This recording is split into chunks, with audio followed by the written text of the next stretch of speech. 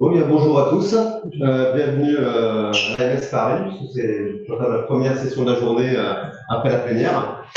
Je vais vous parler de 5 nouveautés qui ont été présentées à Microsoft Build, donc il y a 2 semaines. On va faire un petit tour global de ces nouveautés, et puis on va faire un petit zoom avec des petits tests sur certaines. Avant de commencer, tout d'abord merci à nos sponsors, en particulier donc à Consultance IT chez qui on est aujourd'hui, à Martello, Aero et Exactly Lights. Donc, je vous présente très rapidement. Donc, Jérémy Laplaine, je suis le cofondateur de la société Neorids. Nous travaillons autour de la Power Platform. Et évidemment, si j'ai monté cette société, c'est parce que je suis un coup passionné de la Power Platform, en particulier tout ce qui concerne Power BI et les Power Apps. Et depuis un paquet d'années maintenant, je suis l'auteur du blog Cooking Excel. J'ai fait pas mal d'articles sur Excel, Power Pivot, Power Query et puis Power BI. Et je suis MVP Business Application. Si vous voulez me suivre sur LinkedIn, n'hésitez pas à me poser des questions, avec grand plaisir. Donc, l'idée, c'est de parler de Microsoft Build. Je ne sais pas si tous vous avez regardé un petit peu ce qui est sorti. Un petit peu. Donc, si on parle de la Power Platform, globalement, je ne sais pas s'il y a. Si on peut parler de 2 éléments en particulier, lesquels on sortirait. Fabrique, ouais. Et oui, Fabrique avec Power BI. Et puis Copilote. Ouais. Et puis évidemment Fabrique. Donc l'idée, voilà, c'est de les présenter un petit peu plus, de rentrer un peu dans le détail. Alors évidemment, sur une session de 45 minutes, je vais pas pouvoir faire une présentation détaillée de toutes ces nouveautés. C'est normal que tu partages pas ton écran, je pensais. Ah, tu l'avais? Je ne le voyais pas. Si, c'est bon. Ou alors il est pas. Non, sur le côté, tu refasses un share. C'est. Ah, mais je t'ai pas partagé. Sur StreamYard. Ouais, je suis sur StreamYard. Ouais, Ah ouais, mais je ne l'avais pas partagé, donc forcément. Tu partageais l'écran. Voilà. J'ai oublié ce détail. Et c'est bon. Non, tout l'écran complet, ouais. C'est compliqué. Ça se passe bien? Ouais, je partageais pas l'écran. Si vous avez quelqu'un de technique, c'est pas mal. C'est beaucoup mieux? Désolé, l'écran un peu petit, mais c'est ma faute. Je fais des vidéos.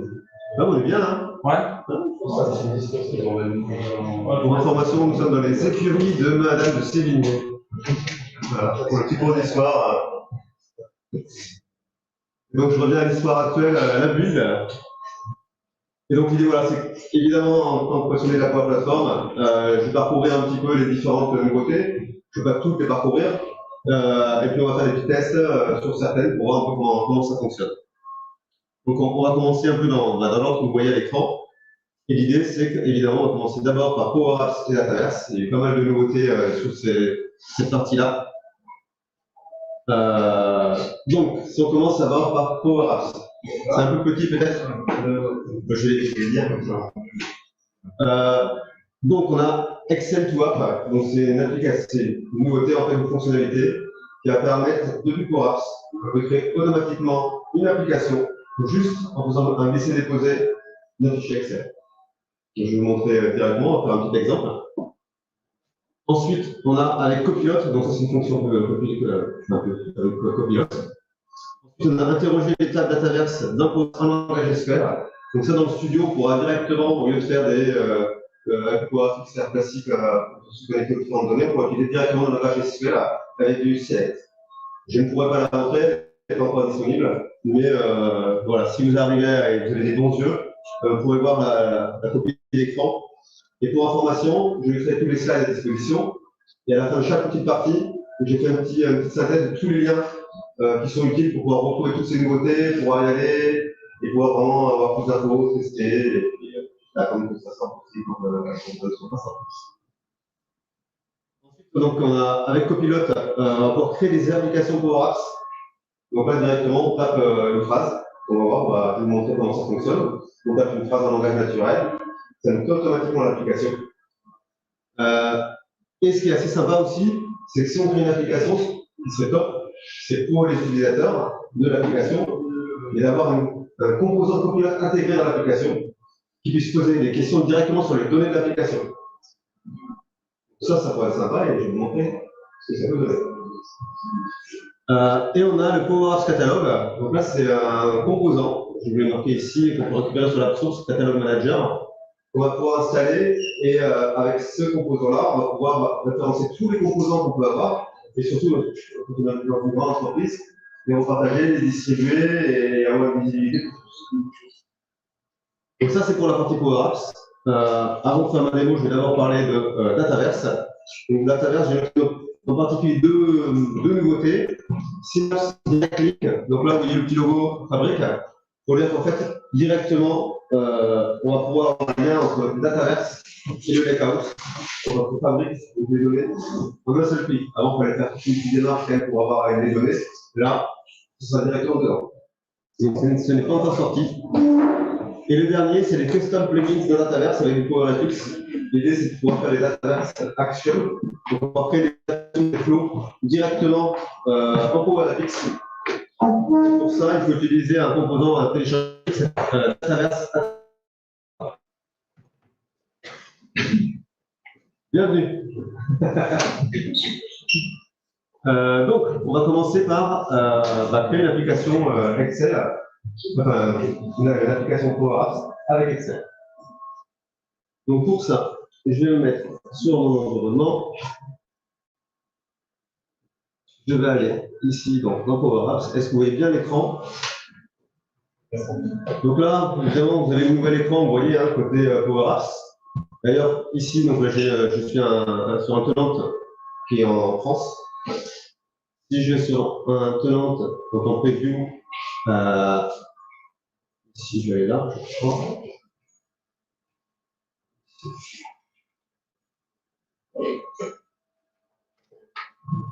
Tenant aux États-Unis, je vais avoir quelques petites différences sur la page d'accueil. On avait tout le monde a pris le Wi-Fi, voilà. Vous voyez ici, je n'ai pas tout à fait le même écran. C'est ici que je vais pouvoir créer mon application en tapant du texte, dans le langage naturel, pour pouvoir créer l'application.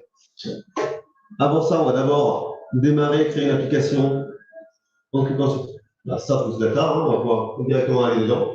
Donc ça c'est habituel, puisqu'on va pouvoir créer des applications normalement avec tout type de données. Et là, on va avoir une nouvelle option qui s'appelle Upload an Excel file. Donc voilà, les petits icônes ici, les petites étoiles, hein, c'est du copilote.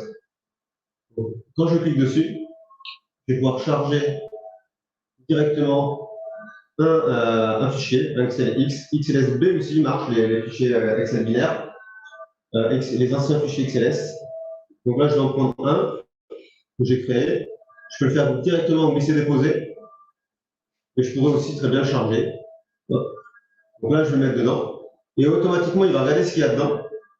Il va analyser les colonnes. Si j'ai une colonne vide, il va l'interpréter, il va l'éliminer. Si ma colonne, j'ai pas d'entête, il va me proposer des entêtes lui-même d'après les données. Je pourrais les modifier. Et sinon, là, je crée un petit fichier Excel que je vous montre, assez simple, où voilà, je vais grossir.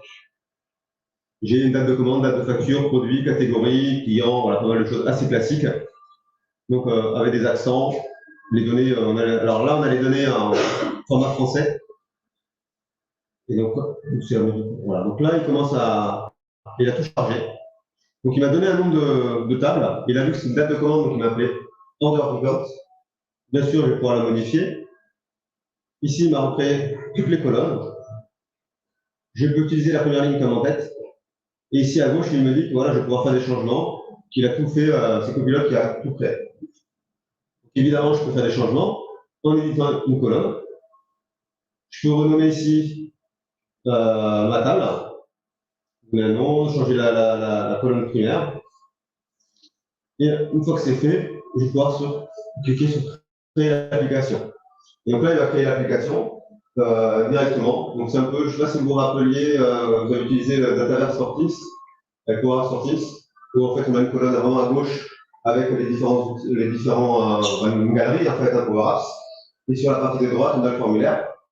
Et on peut avoir un bouton modifié. C'est la même chose, mais avec les nouveaux composants qui viennent du UI, donc un peu plus sympa à regarder et à utiliser. Donc là, on va avoir l'application qui va être créée, avec même toutes les données que je vais avoir. Et après, il suffit que je publie, tout est fait. Hein, voilà. Plus tard, on aura le composant copilote qui va arriver aussi sur la droite, où je vais pouvoir lui demander pas mal de choses pour pouvoir améliorer l'application. Évidemment, ça prend toujours un peu de temps, mais c'est normal, oui. C'est même pas que l'effet démo, là, c'est l'effet normal. J'ai une question. Pourquoi les données sont stockées dans des agences? C'est de l'Dataverse, ça. Oui, donc évidemment, il faut des licences Dataverse. Là, tout ce que je vais vous montrer avec le copilote, de toute façon, c'est avec du Dataverse. Pareil, quand je vais vous montrer comment on va créer une application en langage naturel directement, c'est du Dataverse derrière. D'ailleurs, il va même nous proposer, voilà, de la lancer, vous puissiez mieux le voir. Donc, je peux sélectionner différentes choses. Là, il va créer l'application. Je peux le modifier. Je fais le truc nouveau. Non, on ne voit pas.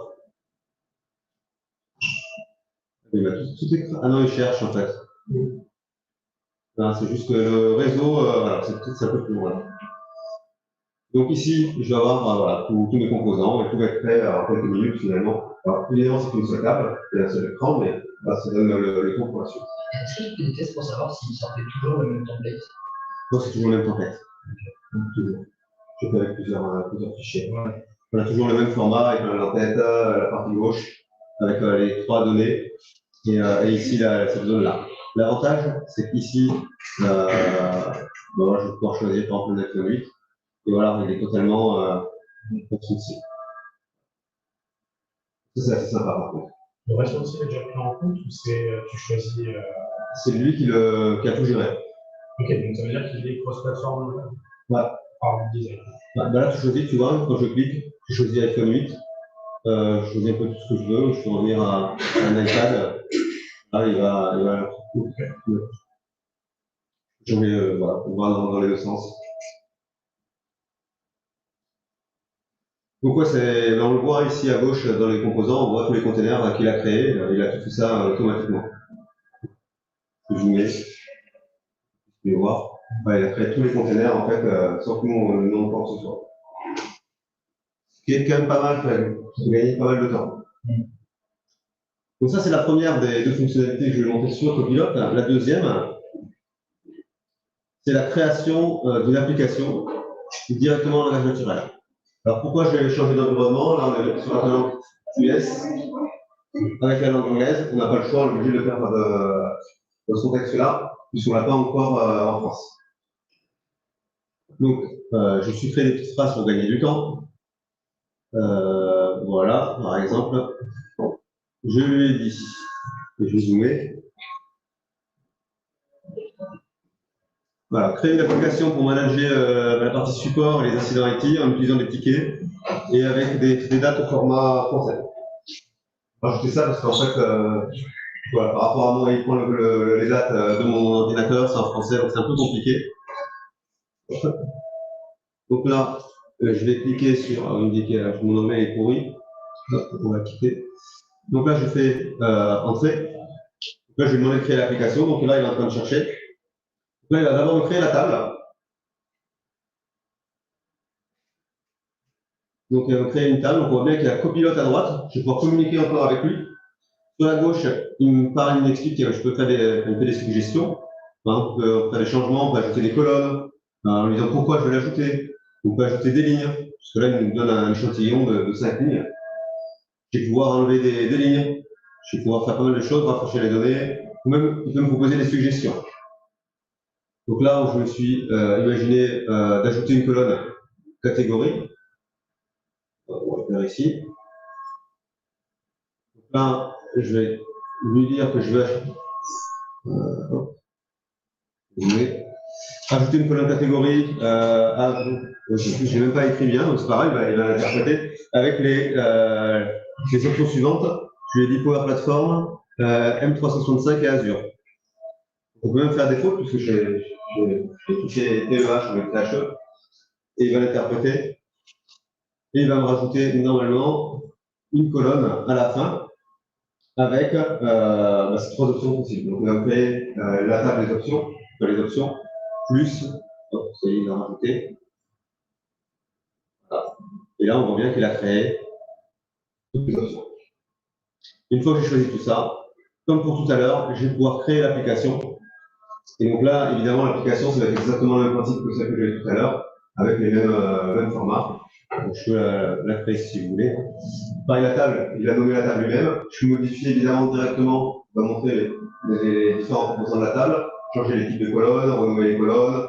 Je peux lui demander un langage naturel ou je peux le faire moi-même. Donc là, il va créer l'application. Je vais revenir sur une autre application que j'avais créée. Pour passer, donc là, on a fait Excel vers les tables, vers l'application. Ensuite, on a créé l'application en langage naturel. Et là, j'ai créé une autre application et j'ai ajouté un composant copilote. Donc là, comment ça se passe? Je vais vous montrer déjà le composant. Donc là, j'ai fait quoi? J'ai dit crée-moi une application de timesheet. Bon, il n'a pas fait un truc super élaboré, mais c'est quelque chose qu'on demande souvent. Il m'a juste créé un ID, le nom, la mission sur laquelle il est. Donc je lui ai demandé de créer l'émission AMS, Power BI, c'est tout ce que je lui ai demandé de faire. Que Power BI et Visa App Search Community, sur de faire la pub un peu pour les associations. Donc voilà, je vais créer ces tables-là et je vais rajouter un composant. Alors, pour ajouter le composant, c'est assez drôle parce que j'ai quand même bataillé pour y arriver. Ça paraît anodin comme ça, mais ici, je vais aller dans Paramètres pour ajouter la fonctionnalité à venir, dans Expérimental, et j'ai tapé Copilote. Et là, il n'apparaît pas. Mais il est apparu. J'ai cliqué dessus et juste après, il a disparu. Je n'ai plus jamais revu. Du coup, il est arrivé après dans mes composants à gauche, ici. Je l'ai utilisé, j'ai enregistré, j'ai fermé l'application, je l'ai rouvert. Je n'ai plus jamais revu. Mais, vous avez de la chance. Ah ouais, j'ai fait ici. Il était là. Donc on voit bien qu'il est premium, que c'est un composant copilote. Il est en version préliminaire, mais je n'ai plus réussi à le trouver. J'ai essayé sur d'autres environnements, j'ai fait pas mal de tests. Donc voilà, donc vous avez la chance de voir ici le seul copilote que vous ne verrez plus jamais avant un bon bout de temps. Et donc là, évidemment, on a les différentes choses. On va pouvoir, en tant qu'utilisateur, poser des questions sur nos données. Et là, il me fait même quelques suggestions. Il me dit quelle est la moyenne de charge de tous les utilisateurs. Voilà. Il me dit quelle est la charge totale pour tous les utilisateurs qui ont fait l'émission AMS. Donc je vais cliquer dessus pour voir, et donc il devrait me calculer. Donc là, il me dit 0,9, tous ceux qui ont fait l'émission AMS. Si je regarde ici, j'ai AMS, j'ai 0,5, et 0,4, c'est bien 0,9, et 0,1. Donc attention par contre, c'est pas le test de calcul, il ne trouve pas les bonnes réponses. Enfin, je ne sais pas pourquoi. OpenAI est connu pour ça, pour ça à la fin des additions. Ouais, donc là, il y en a. Mais ce qui est assez marrant, c'est qu'il suggère ces demandes et les réponses sont mauvaises. Je vais essayer, dès que je fais le calcul, je n'ai pas réussi à trouver la bonne réponse.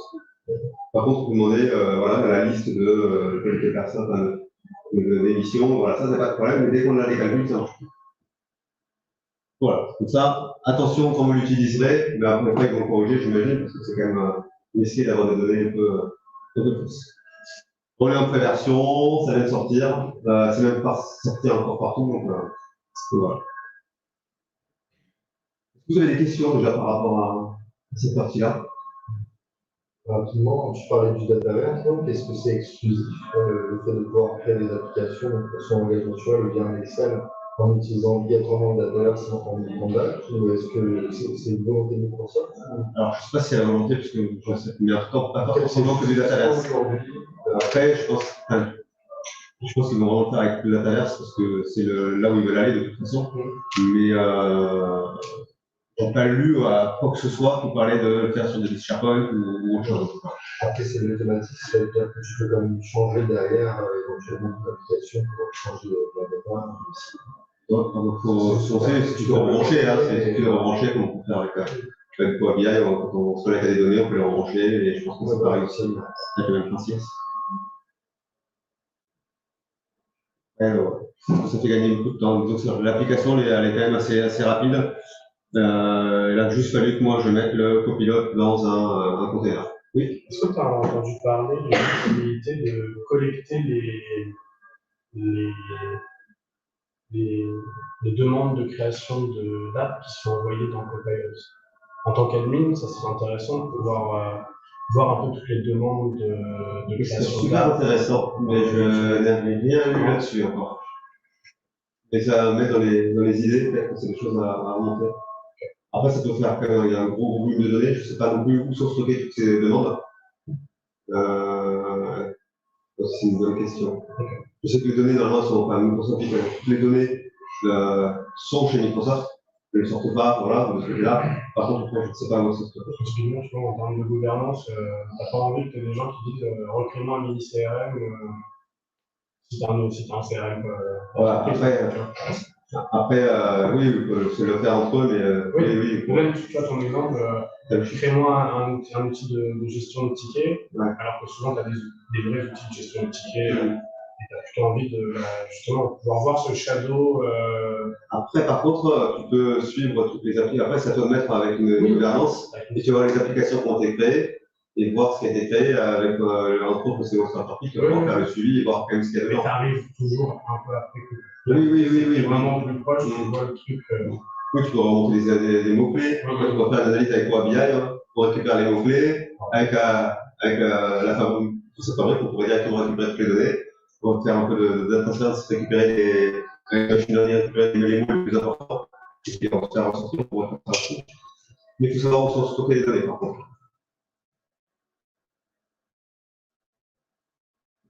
Donc, je vais reprendre la suite. Hop, on a vu donc, voilà, le composant copilote, donc je vous ai mis les images. Donc là, je vous ai remis quand même un tas de liens, donc vous pouvez les récupérer par rapport à les nouveautés dont j'ai parlé, que ce soit le catalogue, Synapse Direct Link ou les plugins. Ce que j'ai lu, c'était plugins, il y a quelques lenteurs pour l'instant, mais que voilà, ça promettait quand même beaucoup à tester. J'ai pas eu le temps de tout tester en 2 semaines, il a fallu faire des choix. Si je passe à la suite, on a Power Pages, Power Intelligent et Power Automate. Donc là, en termes de nouveautés, côté Power Pages, c'est beaucoup de copilotes. D'ailleurs, vous voyez, il y a quasiment beaucoup de copilotes qui apparaît ici. C'est qu'on va pouvoir, directement dans Power Pages, créer des pages, créer des formulaires et des textes. Des textes comme les articles ou autres, c'est exactement comme on peut avoir dans ChatGPT. C'est pas disponible encore aujourd'hui, c'est qu'aux États-Unis, il y a encore la partie création de page, ce ne sera pas disponible avant plusieurs mois, avant 2 mois. Power Intelligent, là c'est quelque chose qui a été qui était bien remonté, ils en ont beaucoup parlé pendant la bulle, je ne sais pas si vous l'avez vu, mais c'est les réponses et les actions génératives. Là, entre autres, les réponses génératives, je trouve assez sympa, parce qu'en fait, c'est d'après, à partir d'une URL, le chatbot va chercher, on va lui poser une question, on leur a mis un lien pour vous montrer, et il va récupérer les réponses dans les sites internet qu'on lui a donnés en lien. Et d'ailleurs, c'est ce qui est utilisé dans Power Pages. On peut utiliser directement le chatbot avec 3 clics. En fait, le chatbot il va être intégré dans le site et basé sur les données du site. Alors, j'ai testé, les questions-réponses ne sont pas encore aucune réponse mais donc je n'ai pas voulu faire de démo, je me dis que ça va attendre que ce soit un peu plus, ça aille un peu mieux. Par contre, je vais quand même vous montrer Power Intelligent les réponses génératives, parce que je trouve qu'il y a des trucs assez sympas et c'est assez simple à mettre en place. Et enfin, on a donc il y a un nouveau canvas de création pour PVA. On peut créer des bots pour Teams en langage naturel. D'ailleurs, pareil, pour ce que vous pouvez déjà faire, mais les réponses génératives, je peux créer donc un chatbot que j'intègre directement dans Teams. Donc, je peux le lier par exemple à un site et puis directement dans Teams on va poser des questions. Et pour Automate, il y avait déjà Copilot qui existait un peu, je pense que vous l'avez déjà testé. pour ceux qui sont curieux. Et là, en fait, c'est le Cloud Scope Designer qui va être actualisé. Il va y avoir un nouveau panneau. Tout le design va être aussi repensé. Pareil, là, c'est pas encore disponible. Donc, je peux pas vous montrer. J'ai vu les démos donc, sur la vue, donc on va voir aussi les vidéos. Mais comme Power Virtual Agent était disponible, je vais vous montrer ça. Donc, c'est parti.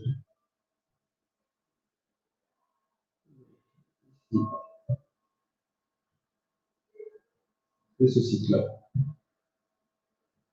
Je vais aller soutenir.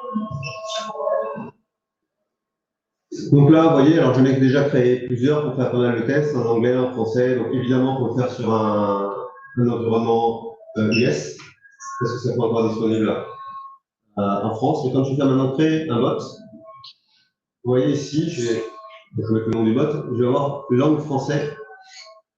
Dessous, c'est grisé. On voit bien hein, que.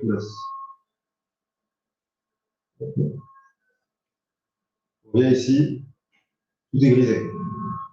Dès que maintenant je vais passer en finnois, en anglais, voilà, là maintenant je vais pouvoir mettre l'URL de mon site et directement il va pouvoir se baser dessus. Si je reviens hop, sur celui que j'ai créé, je crée un site ici, une chatbot. Donc là c'est un site, c'est juste une seule page. Je vais vous montrer. Hop, hop. C'est un site où on peut trouver à la fois en français et en anglais. Et en fait, ça parle d'une solution d'intelligence artificielle pour faire de la prévision multi-projet. Donc là, ce que je vais faire, c'est que je vais aller ici, je vais aller sur changer de site. Vous pouvez voir, j'ai rajouté mes deux sites, la version anglaise et la version française. Vous pouvez bien voir ici les deux sites que j'ai rajoutés, on peut rajouter autant qu'on veut. Et derrière, je vais pouvoir lui poser des questions directement sur ces sites-là. Donc quand je publie, je vais pouvoir l'amener directement sur Teams. Donc si je regarde dans Teams, je l'ai créé justement, on peut voir là que j'ai mon bot Teams. Et il me demande évidemment en anglais comment je peux l'aider. Donc là, je vais lui demander qu'est-ce que c'est que Cirplan justement.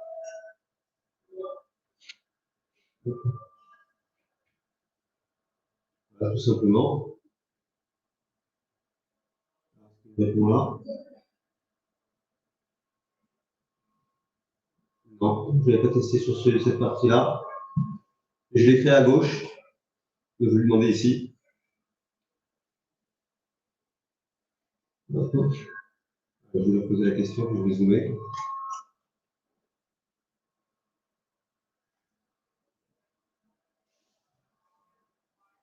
Et du temps. Je ne le laisse pas. Donc là, automatiquement, il fait sa réponse en disant que c'est une plateforme d'intelligence artificielle voilà, pour la prévision de projet. Je peux lui demander de me le dire en français.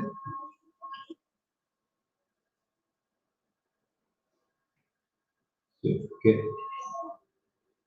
En prochain, je demande en français. Donc là, il me répond en français. Et surtout, il me donne le lien en fait pour aller enseigner. Il a bien identifié que c'était sur la version française.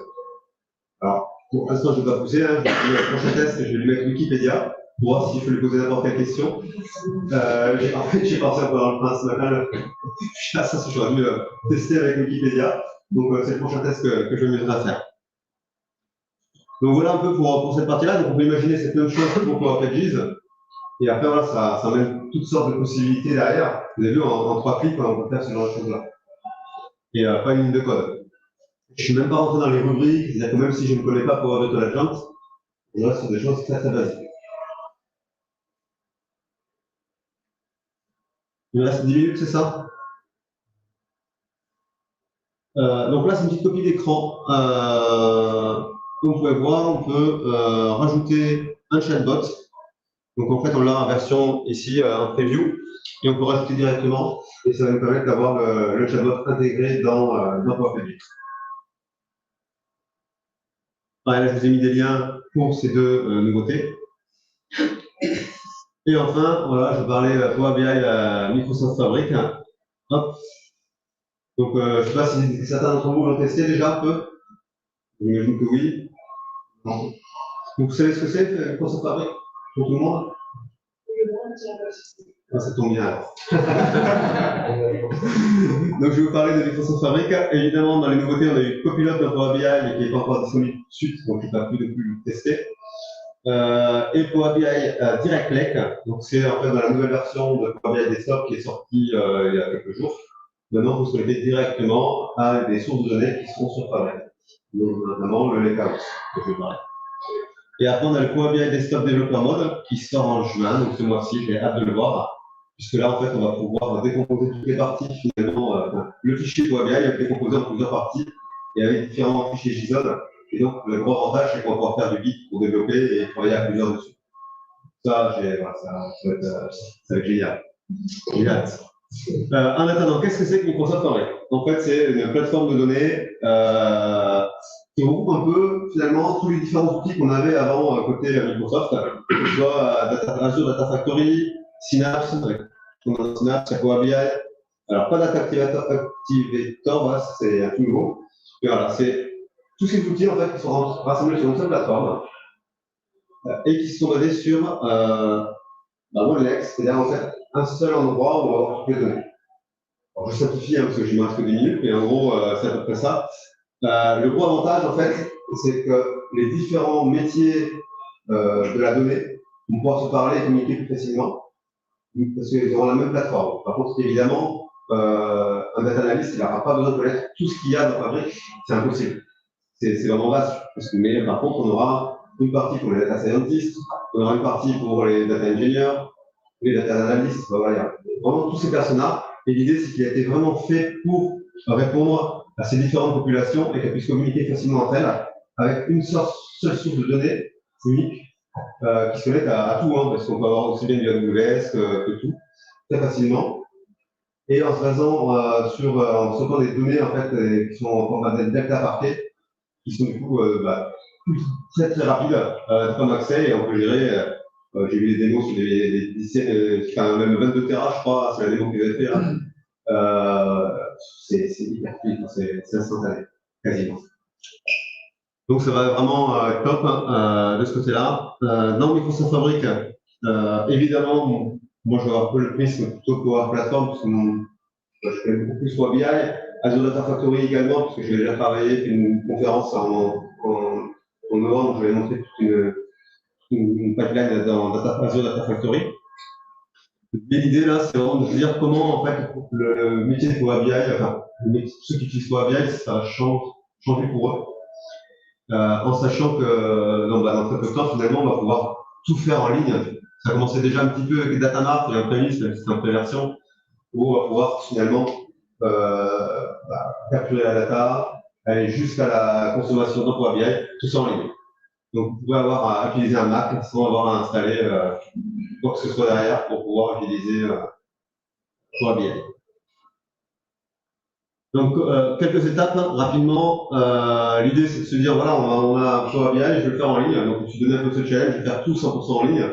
Donc, ça va être de créer d'abord un lakehouse, donc l'endroit où je vais stocker toutes mes données.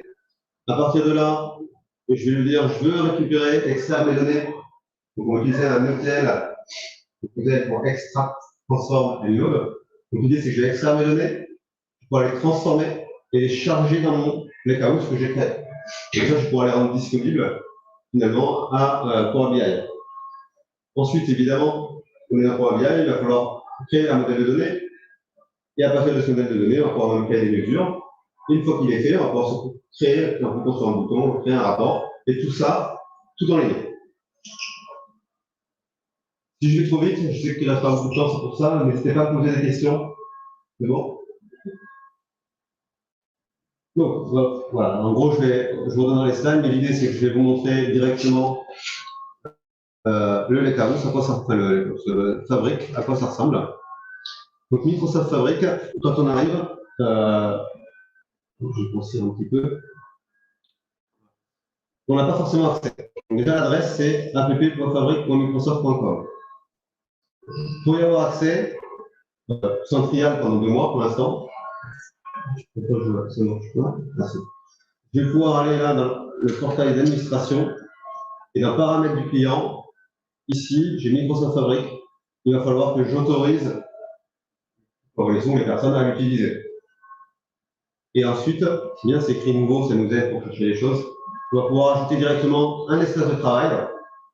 Ouais, voilà, on perçoit d'ici, soit on peut le faire directement depuis un espace de travail classique dans Power BI, à lui donner la licence Fabric. Parce qu'en fait, c'est comme avant, on pouvait donner l'espace de travail, on peut dire qu'il était juste pro, soit premium, soit PPU. Voilà. Et donc là, on va pouvoir ajouter qu'il est. Donc là, par exemple, j'ai créé un espace de travail MS Fabric. Je l'ai appelé comme ça, j'étais très créatif, comme vous pouvez voir. Voilà, on voit bien qu'il est premium, il a pas mal de logos. Et donc, c'est celui-ci que j'ai créé. Si je reviens donc, ici en bas à gauche, c'est là où je vais voir ce que nous allons parler de différents personnages. Donc là, moi je mets Power BI, parce que voilà, c'est pour le data analyst. Et ici, on va voir pas mal de choses. Soit je clique sur Microsoft Fabric, ça me donne, je reviens à l'accueil. Soit je vais avoir Data Factory, où là je vais pouvoir créer le data flow, le pipeline. Soit engineering de données, je vais pouvoir créer mes modèles de données, par exemple. Voilà, data science, et ainsi de suite. Donc chacun va pouvoir avoir ce qui correspond. Analyse en temps réel, c'est tout ce qui va être le fameux data activator, dont je ne vais pas trop parler, mais voilà, qui permet de travailler sur en temps réel. Donc l'idée, c'était de pouvoir, comme il reste 5 minutes, pouvoir créer un lakehouse. Donc pour créer un lakehouse, je vais plutôt aller sur Data Engineering. Alors on peut le faire à plusieurs endroits. Hein. Et dès que j'arrive ici, je vais pouvoir cliquer sur Lakehouse directement pour en créer un. Je peux aussi le faire depuis mon espace de travail, nouveau. Et là, je vais pouvoir créer Lakehouse. Une fois que je l'ai créé, en fait, il me crée trois parties. J'ai le Lakehouse, où on va stocker les données. Donc là, si je prends par exemple celui-ci,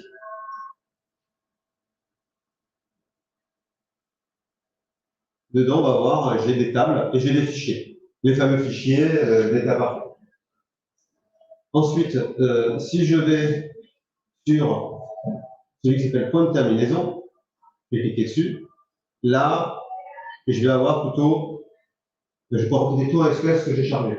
Donc en fait, l'idée, c'est que à partir de mon lakehouse, je vais pouvoir récupérer des données, les transformer, les charger dedans, et ensuite, je vais pouvoir les retravailler.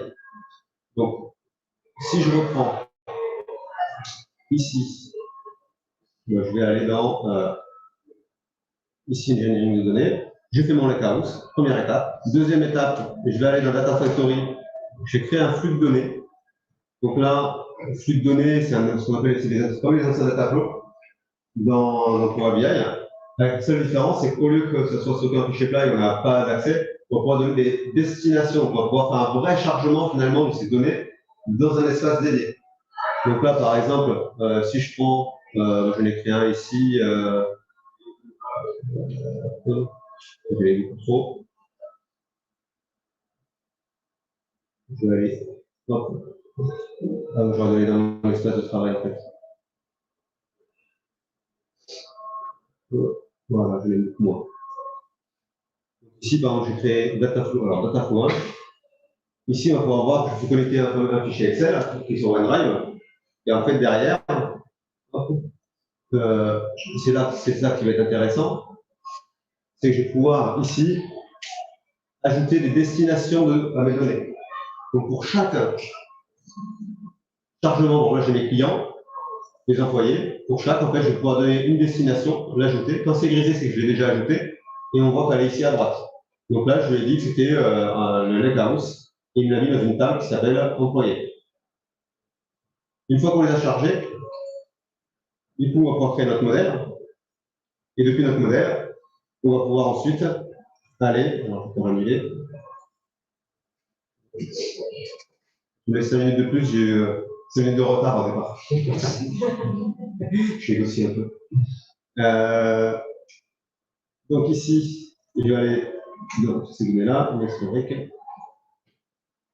Je vais prendre un ici, par exemple, point de terminaison. Donc voilà, donc là, j'arrive ici, c'est là où je vais pouvoir requêter, mais surtout, je vais pouvoir créer mon modèle. Pour créer un nouveau rapport, je vais même pouvoir créer des mesures. Donc là, on est vraiment sur la partie modélisation finalement. Donc si je vais dans le modèle, on va voir qu'ici, je peux faire des liens entre ces tables-là. Une fois que j'ai créé ces modèles-là, je vais pouvoir cliquer sur Nouveau rapport et automatiquement, donc je peux évidemment créer des mesures et aller dans un nouveau rapport et je vais créer un rapport Power BI. Donc, je vais vous donner une petite copie d'écran ici, puis bien voir. Donc la première chose, j'ai créé le lakehouse.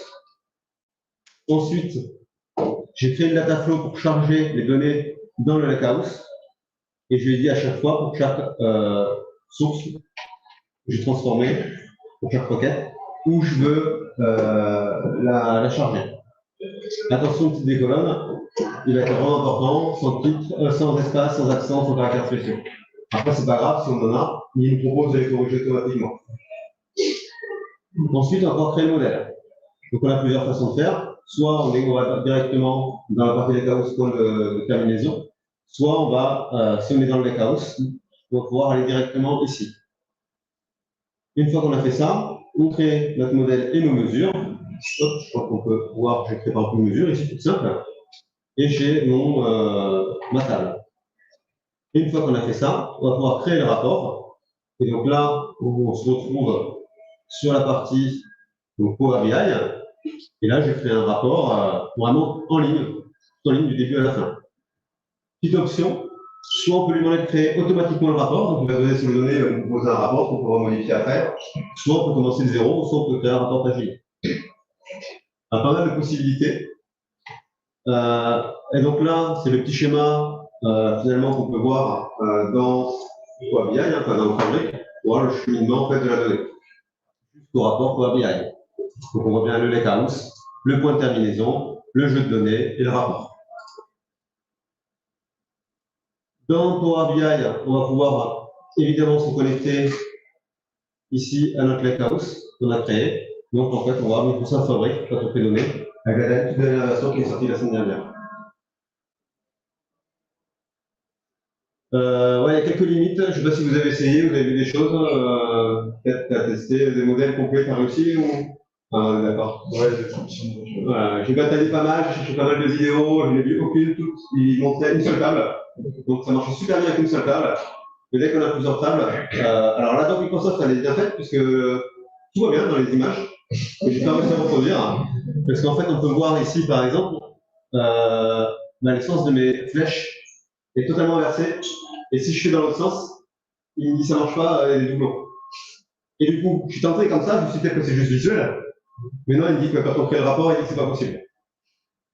Donc, voilà, quelques petites limites encore. Mais bon, voilà, ça vient d'arriver, c'est normal, il est remonté, et c'est le but d'une version, d'une preview, pour pouvoir remonter tout ce qui ne va pas et l'améliorer. Pareil pour les dates, j'avais des dates, j'ai les contrats en table date, et comme j'ai pas de liaison, je ne peux pas créer une table date, donc pas de liaison, donc